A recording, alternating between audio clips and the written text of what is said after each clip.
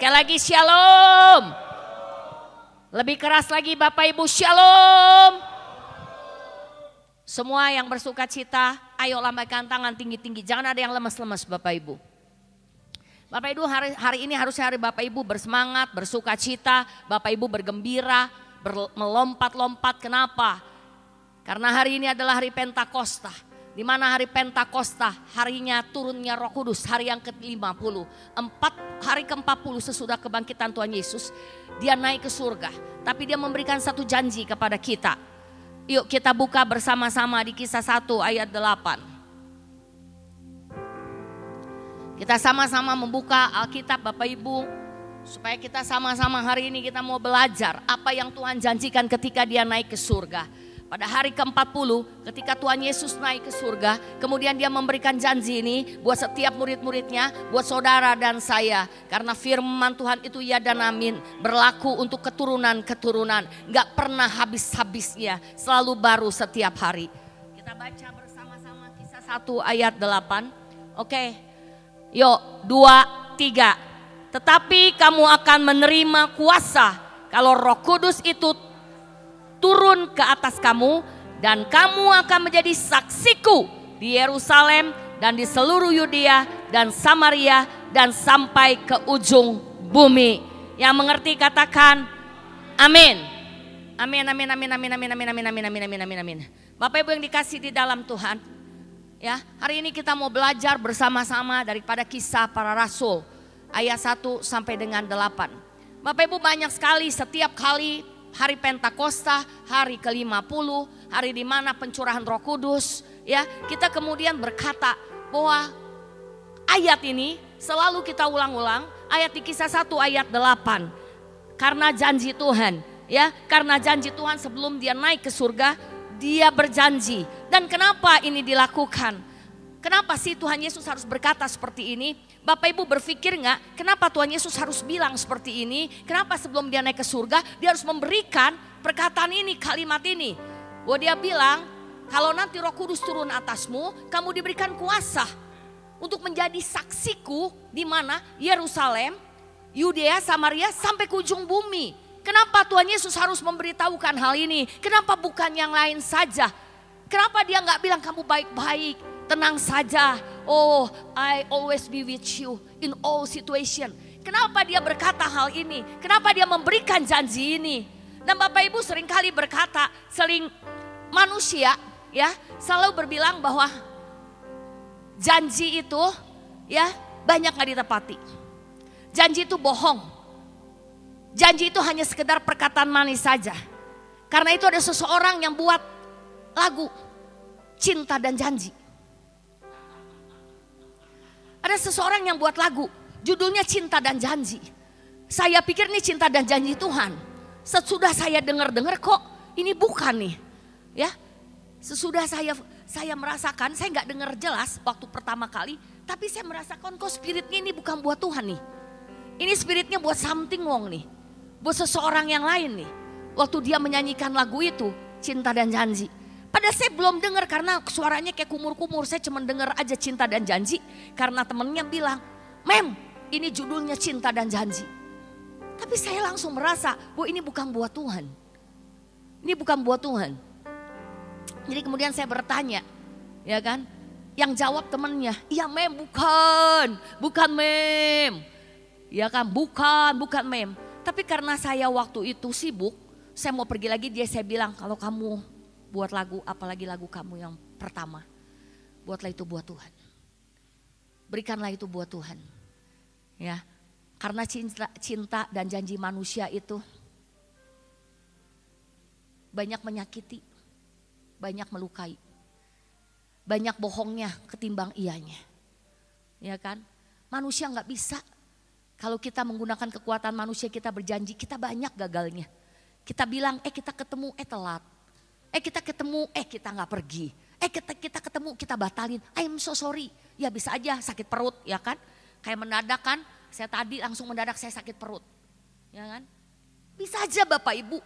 Nggak ada semua di dunia ini manusia janjinya pasti. Udah, kemudian saya pergikan ceritanya ya. Kemudian saya kemarin ketemu lagi. Pas aneh nih, mau saya bawain firman ini. Tapi saya juga belum. Saya belum sama sekali untuk menulis. Karena saya lagi bingung nih mau ngomong apa ya. Setiap hari Pentakosta ngomongnya itu lagi. Ngomongnya pasti itu lagi. Roh Kudus turun memberikan kuasa. Kau menjadi saksi Kristus. Ke Yerusalem, Yudea, Samaria sampai ke ujung bumi. Tapi tiba-tiba saya bertemu sama orang ini.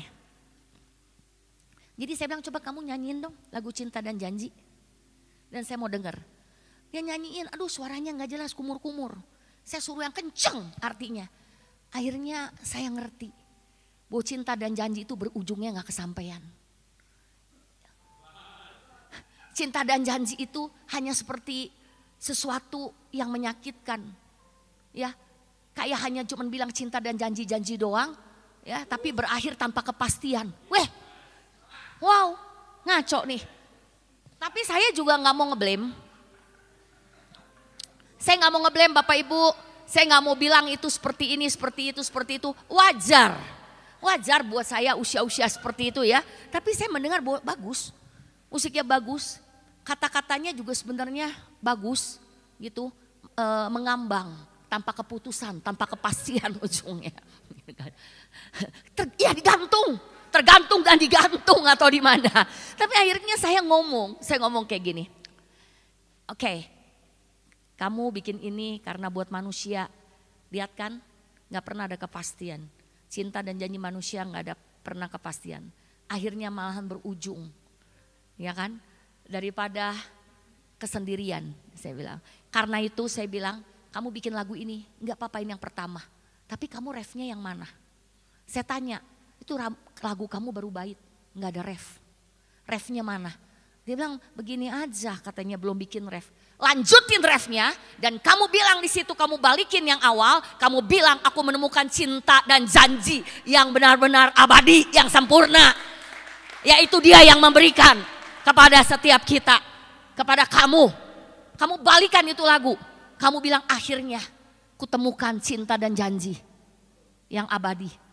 Yang sempurna, yang membuat aku, ya kan, melihat masa depanku, membuat aku tertawa, melihat aku bisa berjalan dengan pasti, ya kan, dan menghadapi semua apapun di dunia ini dengan satu hal, cinta dan janji yang sejati, ya kan? Saya suruh tuh, nggak tahu udah jadi belum? Kalau andai kata udah jadi, saya suruh nyanyi orangnya di tempat ini. Sayang belum jadi, pasti dia belum, ya. Baru depannya, gak apa-apa Bapak Ibu. Jadi kalau kau lagi patah hati hari ini, mungkin kau lagi bikin kisah yang sedih, ya, kisah yang melo-melo. Mungkin di hari ini kau lagi bilang, Tuhan mana janjimu? Tuhan kau bilang seperti ini, kau bilang aku gak pernah meninggalkanmu. Tapi terbukti aku kok merasa sendiri ya, sunyi ya. Aku ditinggalkan oleh orang-orang yang aku kasihi. Yang begitu aku mencintai dan aku sekarang ini lagi sunyi banget. Ya, aku bingung tuh. Kalau engkau berjanji ada Roh Kudus di dalamku, tapi kok aku nggak ngerasain ya? Kenapa kesunyian itu lebih melekat di dalam hidupku?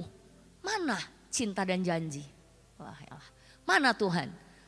Tapi ingat, kalau engkau seperti itu hari ini, kau harus endingi dengan membaca Kisah Para Rasul 1 ayat 8. Hari ini kita harus endingi dengan apa yang Tuhan janjikan, dengan apa yang Tuhan mau atas hidupmu. Apa yang Tuhan mau berikan di dalam hidupmu. Mau tahu gak Bapak Ibu? Jadi Tuhan mau bilang sama kita bahwa di dunia ini semuanya gak pasti. Di dunia ini semua gak ada yang abadi. Di dunia ini semua fana. Di dalam masa-masa hidupmu, kau mau cari apapun, kau gak pernah akan puas. Semua manusia gak bisa puaskanmu. Keadaan gak bisa puaskanmu. Hal apapun juga gak bisa puaskanmu. Manusia berjanji mau memberikan proyek, dibatalin, digantung. Gak ada kepastian. Iya, engkau melihat semua keadaan dan kau berpikir mana? Kita harus jujur. Berapa banyak yang bilang di antara kita sudah doa. Mana jawabannya?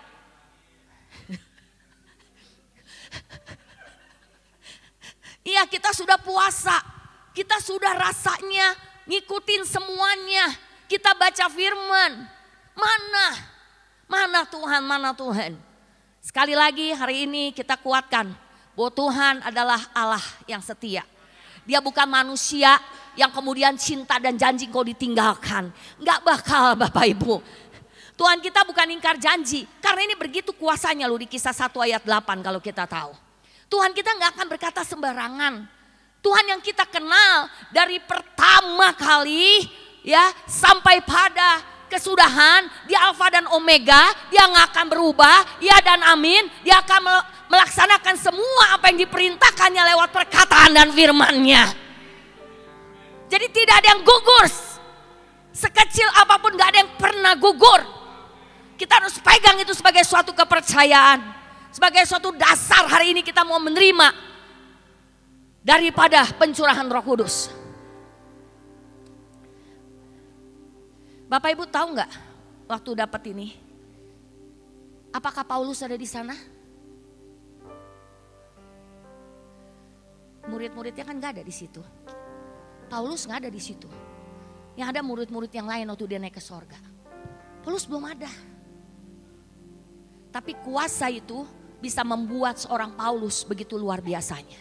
Dia nggak dengar, dia nggak saksikan. Kita hari ini nggak dengar loh. Kita semua nggak saksikan. Kita hanya baca.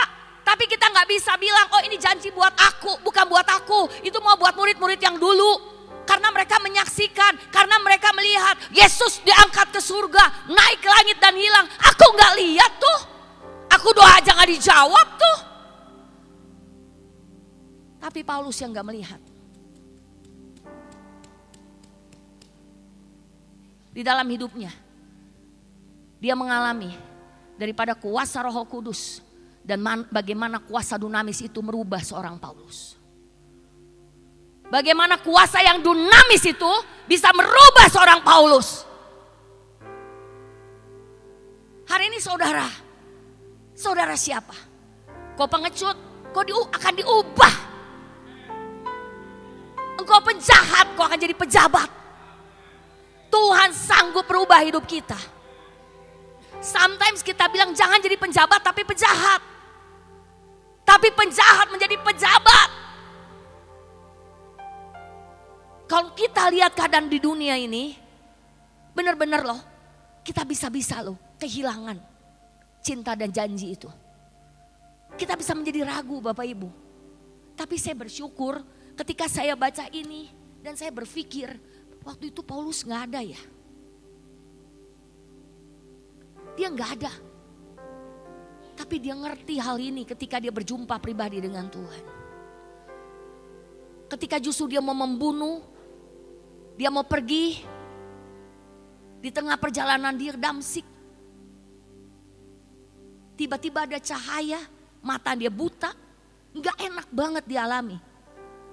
Tapi tiba-tiba suddenly a touch from heaven. Tiba-tiba, kuasa Roh Kudus itu tiba-tiba. Kalau Bapak Ibu baca hari ini, dia gak tiba-tiba karena kita udah baca. Apakah murid-murid tahu waktu itu hari ke-10? Enggak ada yang tahu. Disuruh-suruh tunggu, suruh berdoa, suruh nantikan. Dan mereka pergi tidak boleh meninggalkan Yerusalem. Mereka ada di loteng Yerusalem dan mereka berdoa bersahati berunity. Mereka menantikan itu. Dia nggak ngerti apa yang namanya Roh Kudus. Dia nggak ngerti apa yang namanya kuasanya seperti apa. Dia nggak ngerti karena Tuhan habis ngomong langsung pergi, langsung naik. Apa yang dia ngerti? Kalau hari ini kita baca, kita enak. Kita udah membaca, kita dikasih contekan. Mudah? Enggak mudah. Kenapa enggak mudah? Dia baru melihat pahlawannya, hero-nya yang dia berharap bisa membebaskan dia daripada penjajahan Romawi yang begitu berkuasa, yang dia lihat sendiri orang mati dibangkitkan, orang buta melihat, orang kusta sembuh sekaligus. Dia melihat bagaimana Tuhan yang dahsyat dan luar biasa itu yang dia gak bisa lakukan. Ngusir setan aja mereka gak mampu. Tiba-tiba mati di atas kayu salib. Dia lihat bangkitnya. Sekarang mau naik tinggalin dia. Tinggalin mereka. Coba kita bayangkan. Gimana? Bagaimana Bapak Ibu? Kalau saat itu murid-muridnya gak bisa bertahan dalam cinta dan janji. Saya yakin kisah ini gak pernah ada. Jadi ketika pencurahan Roh Kudus, kita gak tahu. Kita gak ngerti. Gak tahu kapan itu terjadi. Kalau di sini 10 hari, makanya dibilang Pentakosta karena hari ke-50. Tuhan Yesus naik hari ke-40, 10-nya kemudian pencurahan Roh Kudus. Tapi gak pernah dikasih tahu jamnya kapan, tanggalnya kapan, seperti apa datangnya. Mereka cuma percaya. Hari ini kalau engkau mau mengalami pencurahan Roh Kudus, gak ada lain gak bukan. Kuncinya tetap percaya. Jangan lihat siapa hidupmu, siapa kegagalanmu, siapa dirimu yang gak berarti. Kau lagi alami sesulit apapun juga, hari ini kau cuma belajar untuk percaya. Pegang setiap cinta dan janjinya. Kita lihat kemudian yang kedua. Siapa itu Petrus? Siapa? Murid yang soda, yang duluan, berjalan di atas air, tiba-tiba takut dan mau tenggelam. Tuhan tolong. Murid yang selalu berapi-api, ngeliat Tuhan langsung berenang. Padahal jaraknya cuma sedikit. Tapi murid itu juga yang bilang, kalau yang lain semua mau istilahnya mau ninggalin kamu, mau takut, mau berkhianat, aku kagak. Aku gak akan.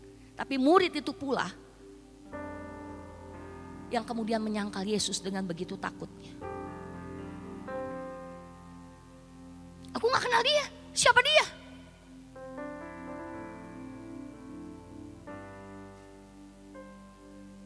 Thomas yang gak percaya.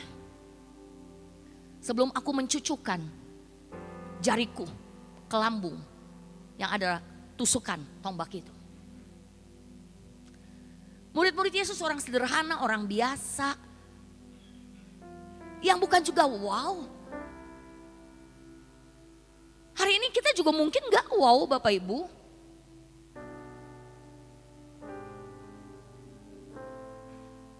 Kita banyak sedih, kita banyak melo, kita banyak nyalain keadaan.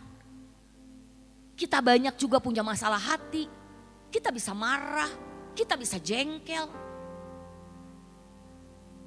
Kita bisa merasa gak adil. Kita merasa bahwa kita gak sempurna, kita gak baik.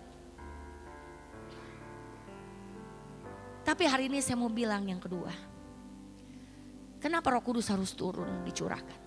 Karena justru Tuhan tahu kita gak sempurna. Dia tahu murid-muridnya gak sempurna. Dia tahu murid-muridnya gak akan pernah sanggup untuk melakukan pekerjaan-pekerjaan Bapa. Muridnya gak akan pernah sanggup melanjutkan pekerjaan-pekerjaan Bapa yang Yesus sudah lakukan. Karena kegerakan daripada, baca, non pereat set habeat vitam aeternam itu harus tetap terjadi. Karena tujuan Tuhan datang untuk itu. Non pereat set habeat vitam aeternam. Dan dia tahu, karena murid-muridnya gak sanggup, karena murid-muridnya gak mampu untuk suatu pekerjaan yang Tuhan Yesus sudah mulai. Karena itu dia harus mencurahkan Roh Kudus. Roh Kudus harus tercurah, Roh Kudus harus datang untuk memberikan kuasa kepada setiap kita. Jadi ingat ya, yang kedua. Justru karena kita gak sempurna. Karena kita orang yang gagal, produk yang reject, justru kuasa Tuhan bekerja lebih dahsyat. Karena firman Tuhan berkata, justru tambah orang itu jelek, tambah orang itu butut, tambah orang itu berdosa, justru anugerahnya melimpah lebih banyak lagi. Karena itu Paulus paling mengerti Bapak Ibu. Jadi saya mau tahu kalau orang yang baik-baik aja. Orang-orang yang ke gereja tiap hari. Holy. Terlampau holy. Terlampau merasa dia udah melakukan yang baik. Semua baik. Dia merasa diri dia yang paling baik. Justru saya mau beritahu hari ini. Engkau gak pernah ngerti yang namanya anugerah Tuhan. Engkau gak pernah tahu seberapa besar cinta Tuhan. Justru semakin engkau terpuruk, semakin kau di dalam lembah, semakin kau merasa dirimu jahat, semakin besar pula kasih karunia Tuhan, kemurahan Tuhan, anugerah buat hidupmu. Serius Bapak Ibu. Karena itu saya ngerti Paulus bisa bilang kayak begitu. Karena saya sering merasa juga kayak begitu. Aneh ya Tuhan, orang yang jelek, orang yang adatnya goreng, orang yang bukan baik-baik, tapi Tuhan mau untuk memakainya, memberikan kuasa. Justru untuk membuktikan bahwa kuasa Tuhan itu melimpah atas hidup kita. Dia berbeda. Kalau manusia memberikan kamu ujian karena dia dekat sama kamu. Kalau manusia baik sama kamu karena kamu baik. Karena engkau memberikan keuntungan sama aku, jadi aku memberikan keuntungan sama kamu. Itu rata-rata seperti itu, kita harus jujur. Tapi Tuhan justru sebaliknya.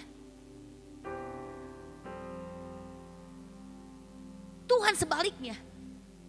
Justru karena engkau gak mampu, aku memberikan kemampuan buat kamu. Tapi kalau engkau merasa dirimu hebat, engkau mampu, ya aku enggak.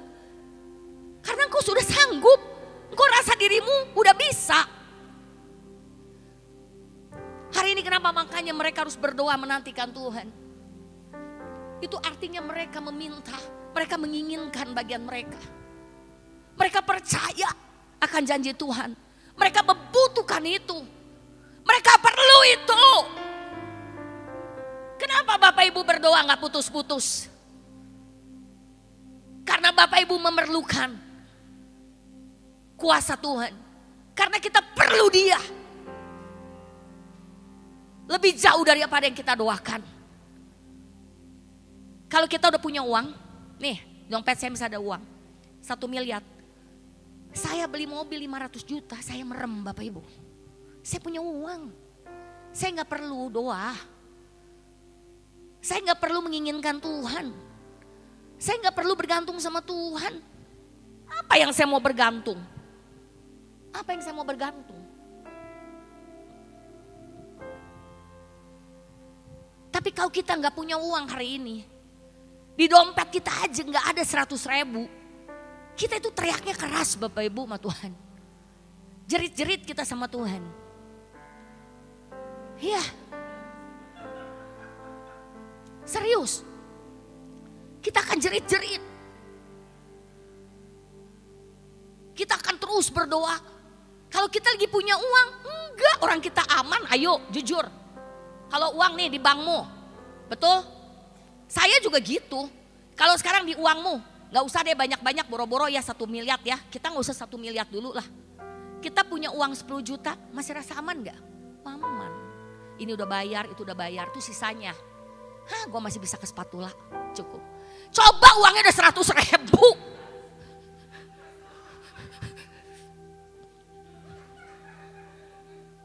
Itu doanya udah kenceng, udah pakai air mata, pakai leho, pakai ingus. Iya serius, udah tiap hari begini lagi, ya kan. Coba kalau lagi banyak uang, betul itu manusiawi banget.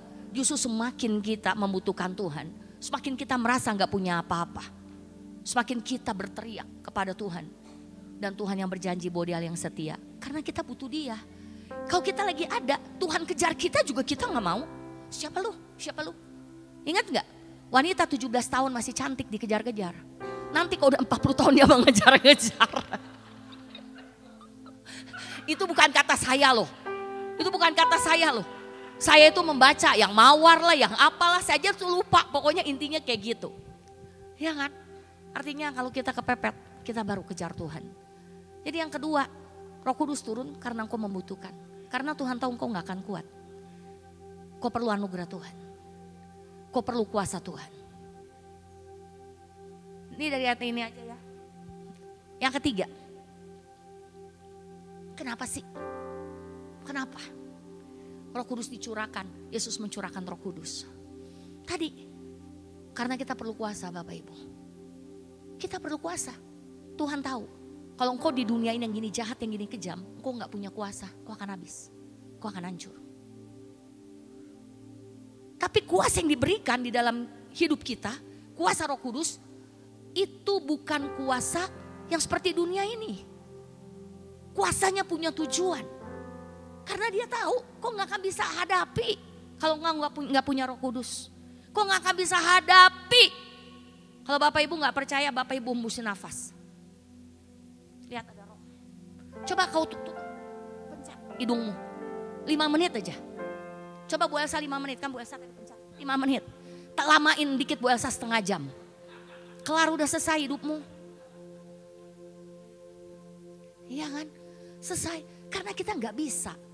Kita gak akan bisa Bapak Ibu. Saya suka banget, kemarin saya tanya sama anak saya. Menurut kamu gimana?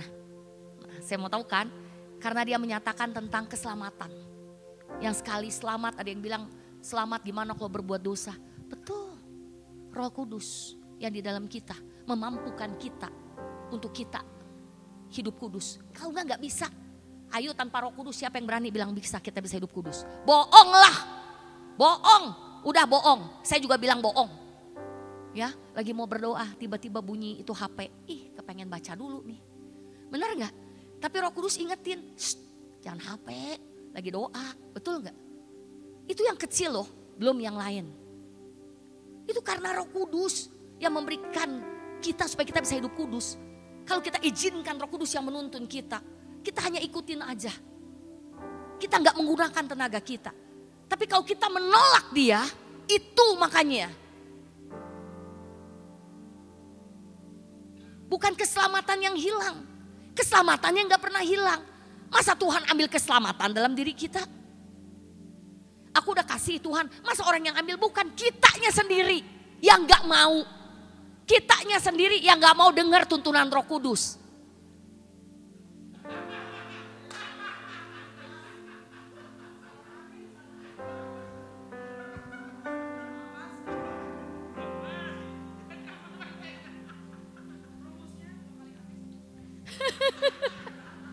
Oke, di sini gereja yang seru ya Bapak Ibu. Ada rumus 2 kali amin sekali kebas katanya. Enggak Bapak Ibu, itu iseng bercanda. Supaya kita heboh-heboh aja, supaya kita senang-senang. Ya, itu yang ketiga. Jadi kita percaya hari ini ya. Kita perlu banget Roh Kudus. Kita perlu banget. Karena Roh Kudus itu yang memberikan kita tuntunan untuk kita bisa hari ini bisa berdiri teguh, bisa kuat, kita bisa melayani. Banyak loh yang dulu melayani sekarang udah gak ada. Yang dulu beriman sekarang udah meninggalkan. Banyak loh. Terus kita kemudian berpikir kenapa? Sampai hari ini saya berpikir loh, kenapa Tuhan? Kenapa? Karena dia tidak pernah sadari bahwa kuasa di dalam dia, kuasa Roh Kudus itu luar biasa dan dia harus sejalan dengan pimpinan Roh. Dia harus bersahabat dengan Roh Kudus. Dia harus ngobrol dengan Roh Kudus. Roh Kudus itu pribadi yang nyata. Kalau selama itu dia tahu dia ada Roh Kudus, dia gak mungkin yatim piatu. Orang yang kayak gitu berasa dia yatim piatu. Dia berasa dikhianati. Dia berasa dia gak punya siapa-siapa. Dia berasa kok dalam keadaan dia begini, kok dia mengalami itu. Jadi dia makanya cari. Tapi kalau kita sadar kita gak yatim piatu, dalam segala kesulitan kita ada Roh Kudus yang memberikan kuasa, kekuatan dalam hidup kita. Kita akan tetap teguh dan kuat dalam iman kita. Kenapa Tuhan menjanjikan tentang Roh Kudus? Dengar baik-baik, ketika kuasa Roh Kudus turun atas kita, itu kuasanya kuasa dunamis. Kuasa dunamis itu kuasa dunamos, artinya itu kuasa yang kayak dinamit. Yang pada waktu itu sekarang kekuatannya seperti nuklir. Itu luar biasa. Intinya dia bisa menghancurkan semua ini. Dan kita perlu. Kenapa kita perlu? Karena untuk kita menjadi saksi Kristus. Untuk tujuan ini. Non pereat set habeat vitam aeternam. Non pereat set habeat vitam aeternam. Tuhan bilang, nanti kamu melakukan pekerjaan-pekerjaan yang lebih besar daripada aku lakukan. Pekerjaan apa? Apakah pekerjaan bisnis? Apakah pekerjaan memancing? Apakah pekerjaan membangun rumah? Pekerjaan apa? Pekerjaan Bapa di surga. Tuhan Yesus hanya melakukan pekerjaan yang Bapa perintahkan di dalam hidupnya. Dan kita harus lakukan itu Bapak Ibu. Itu perintah, itu amanat. Minggu lalu sudah diberikan 4 pesan Tuhan. Sebelum dia naik, dia sudah katakan itu. Bahwa amanat agung itu suka nggak suka, mau nggak mau, itu perintah, harus dilakukan. Jangan marah sama saya. Kau menikah nggak menikah, itu bukan perintah. Engkau makan nggak makan, itu bukan perintah. Tapi amanat agung Tuhan Yesus itu perintah. Artinya go, go, go, go. Pergi, pergi, pergi, pergi. Pergi untuk apa? Untuk memberitakan Injil. Pergi untuk menyaksikan seperti apa Yesus yang mati, disalib dan dibangkitkan. Pergi ceritakan bagaimana pengalamanmu dengan dia. Beritahu dunia apa yang kau sudah rasakan, alami, apalagi murid-muridnya saksikan. Kasih tahu itu. Bahkan dibilang sampai ke ujung-ujung bumi. Waktu itu orang Israel nggak boleh loh. Hanya boleh ke orang Yahudi. Tapi ke Yudea, Samaria sampai ke ujung-ujung bumi. Padahal Tuhan Yesus ngomong kayak gini. Tapi murid-muridnya belum sadar nih. Kenapa dia belum sadar? Ingat gak waktu Paulus, dia dikasih makanan vision, makanan yang najis, dia gak mau. Sampai berapa kali Petrus, akhirnya apa? Ternyata dia harus pergi ke Kornelius. Dan untuk bangsa yang kafir, percaya Yesus satu keluarga. Memberi diri dibaptis. Kemudian siapa lagi? Paulus. Saya bingung loh, saya sungguh loh. Kalau saya baca nih tentang Paulus ya, saya suka bingung loh. Dia gak pernah ketemu Tuhan, dia murid yang paling bulit. Tapi kenapa ya dia punya iman yang gila kayak gitu ya? Menurut saya iman yang saklek, iman yang sableng. Iman lebih daripada nekat. Kecintaan dia terhadap Tuhan dan janji Tuhan itu begitu melekat. Kayak begitu gimana ya, udah menyatu di dalam hidup dia. Kalau saya baca dia punya kitab-kitab, kitab Paulus, saya merinding loh. Saya merinding. Saya yang takut sendiri. Saya merinding. Karena saya bilang ini orang kalau gak pernah alami ini sesuatu gak mungkin kayak gini nih. Kuasa Roh Kudus bekerja di dalam hidup Paulus. Waktu matanya buta, saya tahu itu banget. Gak mungkin Paulus menjadi seorang yang berubah. Seorang yang mengalami perubahan gratis dalam sekejap. Gak mungkin pembunuh, penjahat, otaknya pinter. Gila banget dia punya strategi. Kuat pendirian, kuku teguh. Apa yang kurang dari dia? Tapi kok dengan begitu cepat? Saya mau beritahu Bapak Ibu. Dulu yang saya bilang, waktu Yesus ngomong kayak gini, murid-murid gak ngerti loh. Dia itu tertemboki, dibatasi dengan tembok yang namanya agamawi. Mereka yang ada namanya Taurat. Mereka ada punya prinsip-prinsip yang gak boleh keluar dari batasan itu. Contohnya dulu mereka gak boleh ke orang Samaria. Mereka gak boleh ke orang kafir. Mereka gak boleh.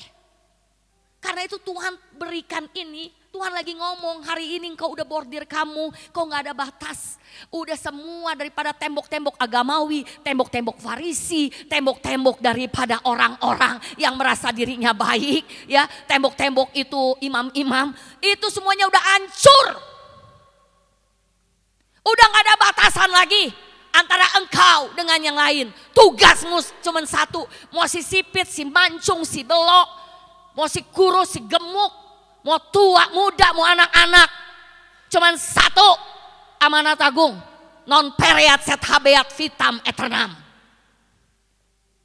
Itu tujuanmu melayani. Itu tujuanmu mengerjakan apapun juga. Itu tujuanmu misi kemanapun. Itu tujuanmu Tuhan pakai hidupmu. Mau engkau di 7 gunung, saya mau beritahu, saya gak mau peduli. Mau engkau nanti jadi konglomerat, di atas konglomerat saya gak mau tahu. Tapi yang saya cuma tahu satu hal, dimanapun kau berada, engkau harus menjadi saksi Kristus. Kau harus ceritakan Injil dimanapun berada. Kau harus bilang bahwa dia, Yesus mau mati buat dosamu. dan kemudian dia dibangkitkan, menunjukkan dia Allah, dia naik ke surga dan Roh Kudus dicurahkan buat saudara dan saya untuk terus kita menginjili sampai ke bangsa-bangsa.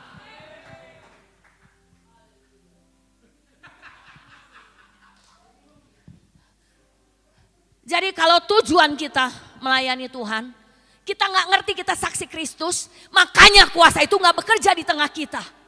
Kenapa kita nggak merasakan kuasa Roh Kudus? Mana janji Tuhan?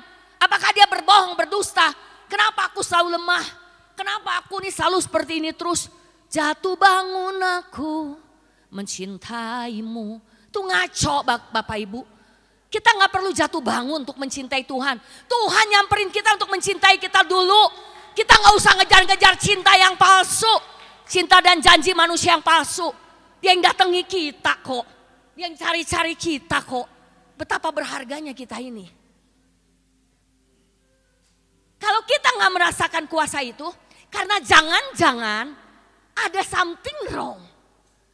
Ada yang salah tentang pengertianmu tentang kuasa Roh Kudus. Pengertianmu tentang janji Tuhan. Ada yang perlu hari ini kita pahami dan kita mengerti. Kenapa Tuhan berikan ini?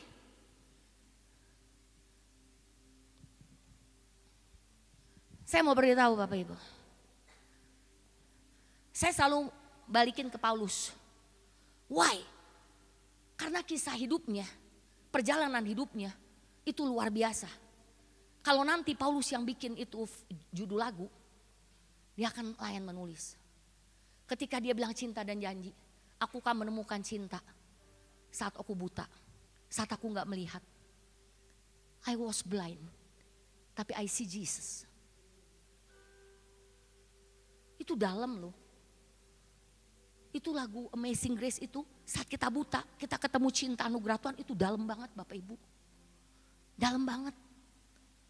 Karena itu Paulus itu waduh. Ketika ada kuasa di dalam hidup dia berubah. Nama dia Saulus, dia berubah menjadi Paulus. Dulu dia Saulus, ketemu Tuhan dia menjadi Paulus. Menurut saya luar biasa.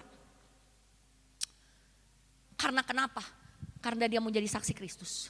Dia gak pernah ketemu Tuhan. Dia gak menjadi 12 murid yang bersama dengan Tuhan 3,5 tahun. Tapi pemahaman dan pengenalan dia akan Tuhan dahsyat dan luar biasa. Hari ini kita gak perlu ketemu Tuhan Bapak Ibu. Emang Bapak Ibu tahu? Tuhan Yesus mati di atas kayu salib. Tapi imanmu, iman Paulus membuat dia lebih lagi mengenal Tuhannya. Kenapa saya bisa katakan begitu? Kuasa ada di dalam dia. Dia beritain Injil. Dia disesah, didera. Dia telanjang, dia miskin. Dia dulu yang cukup, dia yang punya kuasa untuk membunuh, hebat. Tiba-tiba dia jadi buronan. Berbalik. Tapi apakah dia ninggalin Tuhan? Apakah dia stop? Apakah dia berhenti? Apakah dia bilang sampai di sini aja perjalanan cinta kita? Seperti cinta dan janji itu yang dikarang. Kagak. Paulus gak peduli. Karena itu gak berani sekarang orang-orang Kristen ngomong. Hanya mami ayah ngomong terus sama si Suyen. Kalau aku hidup-hidup untuk Kristus mati keuntungan. Kalau aku hidup untuk Kristus mati keuntungan. Aku tidak takut mati, mati keuntungan. Tapi kau benar-benar ya, tiba-tiba dia lari duluan. Karena kan kita belum terbukti Bapak Ibu. Bapak Ibu ngerti ya maksud saya ya. Kita gampang mengucapkan. Tapi kita ini semua belum terbukti loh. Betul? Kalau Paulus ini udah ada bukti. Karena itu dia ngomong gitu. Firman Tuhan ya dan amin. Dia terbukti. Tapi kita manusia janji kita belum terbukti. Saya makanya gak berani ngomong Bapak Ibu sekalipun. Pisau di leher saya. Saya tetap percaya ini bukan pisau, ini tangan Bapak Ibu. Tetap percaya. Ini tangan. Tapi kalau pisau beneran Bapak Ibu. Karena itu kuatkan iman kita. Bapak Ibu harus percaya kalau Paulus bisa karena kuasa Roh Kudus. Kita pun harus bisa. Paulus bukan dewa, Paulus manusia. Bahkan dia penjahat. Setidak-tidaknya kita nggak lebih jahat daripada Paulus. Kita bukan pembunuh. Kita bukan orang yang sadis. Apakah Tuhan gak mengasihi kita? Kita akan diberikan keberanian untuk terus memberitakan firman. Jangan takut Bapak Ibu. Karena buat kita orang-orang Kristen, kenapa kita seperti itu? Kita lagi gak membahas daripada area yang lain. Kita membahas keyakinan iman kita dan perintah agung amanat. Amanat agung itu harus dikerjakan, harus dilakukan. Karena itu pencurahan Roh Kudus itu berhubungan dengan itu. Kita harus menjadi saksi. Ketika Roh Kudus diam di dalam hidup kita, artinya ada perubahan di dalam hidup kita. Kita akan menjadi sama Bapak Ibu. Kita serupa dengan Kristus. Jadi kalau engkau menerima kuasa Roh Kudus, engkau gak berubah. Itu yang harus kita pikirkan. Apa perubahan yang Bapak Ibu bilang? Apa sih berubahnya? Berubah. Masa dari tadi baca nggak tahu-tahu itu kisah. Petrus itu pengecut, kabur, penyangkal dia. 3 kali nggak main-main. Coba kalau kau yang jadi Yesus. Kita cincang-cincang orang kayak begitu. Tapi Yesus mengasihi, mengampuni. Dia menatap Paulus dengan cinta. Makanya saya ngomong hari ini, cinta dan janji yang sejati cuman ada di dalam Tuhan. Kau menyakiti pacarmu, kau menyakiti suamimu, kau dimarahin. Saya kan punya suami, saya juga tahu dia bukan Tuhan Yesus. Betul yang? Sucin juga, saya juga pasti banyak mengecewakan. Tapi Tuhan Yesus seperti ituin, hanya menatap dengan cinta. Pengecut gak Paulus? Apa Yesus menatap dengan cinta dia langsung berani? Kagak, dia bersembunyi. Dia takut, dia malu. Dia rasa dia udah gagal. Tapi apa yang terjadi? Ketika Roh Kudus turun, tiba-tiba dia berkhotbah. Berkhotbah, gimana sih kalau seorang nelayan berkhotbah? I'm so sorry to say. Seorang yang gak pinter. Ngomong apa dia? Tapi kenapa 3.000 orang bertobat? Hanya dengan khotbah yang singkat. Dia mengutip kitab Yoel. Dia beritahu tentang Yesus. Kenapa 3 orang bertobat? Bahwa Yesus yang kau salibkan itu. Dia mati tapi dia sudah bangkit. Tiba-tiba hati semua orang. Dia dijamah. Kuasa siapa itu? Kuasa siapa itu? Hari ini Bapak Ibu, kalau Tuhan udah begitu luar biasa, masih banyak sebenarnya kalau kita mau berbicara tentang kuasa Roh Kudus. Tapi itu yang penting di dalam hidup saya. Itu yang penting di dalam hidup setiap kita. Saya terlampau percaya kalau Roh Kudus di dalam hidup kita, bukan kita buat action. Sorry to say, kok bisa nubuat? Itu manifestasi daripada kuasa Roh Kudus. Ketika kuasa Roh Kudus bekerja dalam hidupmu, itu dia mengubahmu. Seorang pengecut, pecundang menjadi pemberani untuk Kristus. Seorang jahat, kemudian dia diangkat sama Tuhan. Seperti Paulus. Tujuannya seperti itu, dia mengubah hidup kita dari dalam. Dia memberikan kemampuan buat setiap kita untuk berkarya. Dia memakai hidup kita. Itu tujuan daripada Tuhan di dalam. Tapi tujuan keluar adalah engkau harus menyaksikan, memberikan manifestasi kuasa. Yaitu apa? Divine power. Kuasa ilahi. Kenapa disebutnya divine kuasa ilahi? Karena banyak kuasa-kuasa yang gak ilahi. Bener dong? Kenapa kita perlu kuasa yang ilahi lagi kembali ke gereja Tuhan? Artinya banyak kuasa-kuasa yang tidak ilahi.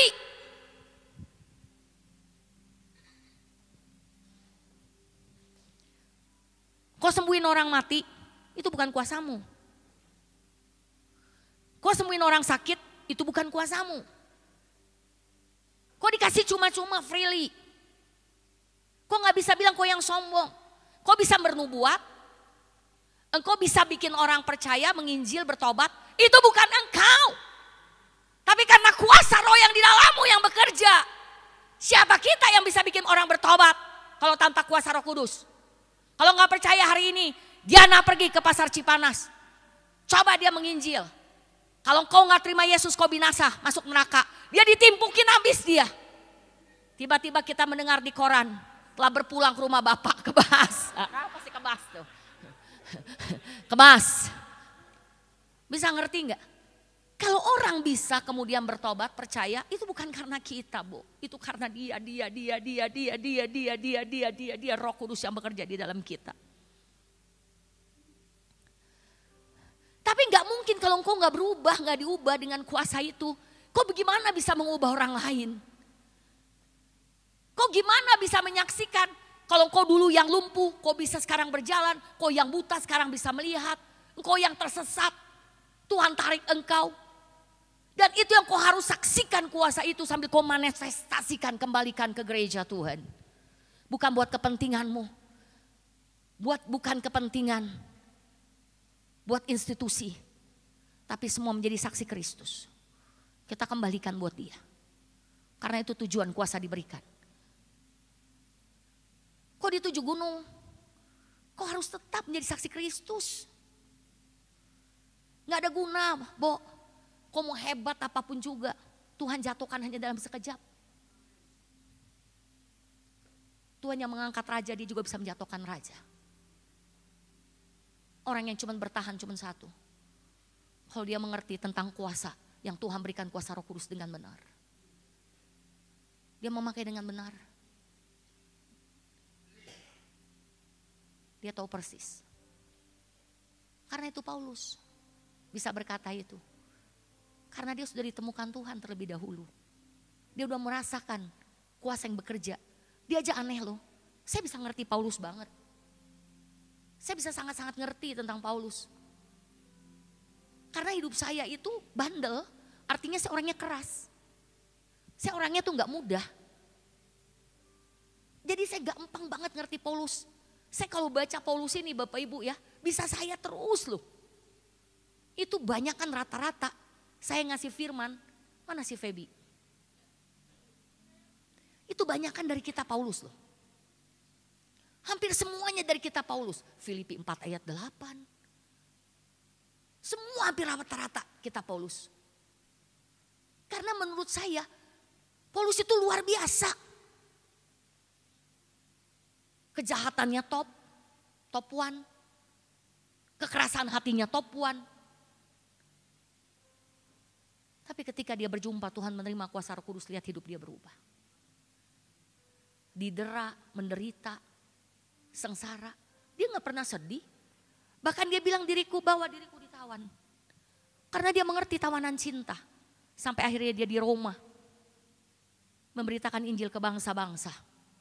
Saya percaya Roma ini hari ini menjadi agama yang percaya Yesus apapun juga. Kita gak mau sebutin tentang agamanya. Tapi daripada kelompok besar, negara yang percaya seperti itu. Saya percaya itu andil daripada Paulus. Saya percaya itu andil daripada Paulus. Hari ini kuasa Roh Kudus bekerja di tengah-tengah kita. Bapak Ibu mau sejauh mana untuk memahaminya. Dan sadarlah bahwa kuasa-kuasa yang lain juga bekerja. Iblis selalu menduplikasi. Dia pikir dia gak menduplikasi ayat ini. Dia menduplikasi Bapak Ibu. Dia menduplikasi ayat ini. Karena itu banyak banget dia berikan kuasa. Untuk orang juga menyembuhkan segala lain. Untuk tanda heran dan ajaib. Tapi akhirnya semua ditarik kepada kerajaan dia. Hari ini tugas kita. Untuk sama-sama kita mau memakai kuasa yang benar dari Roh Kudus untuk kita melawan. Untuk kita berperang di akhir zaman. Untuk sebanyak-banyaknya jiwa. Kita tarik daripada kerajaan gelap menuju kerajaan terang. Sehingga kita bisa terus berkata.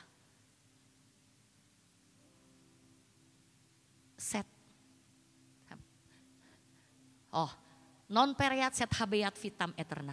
Non pereat set habeat vitam eterna.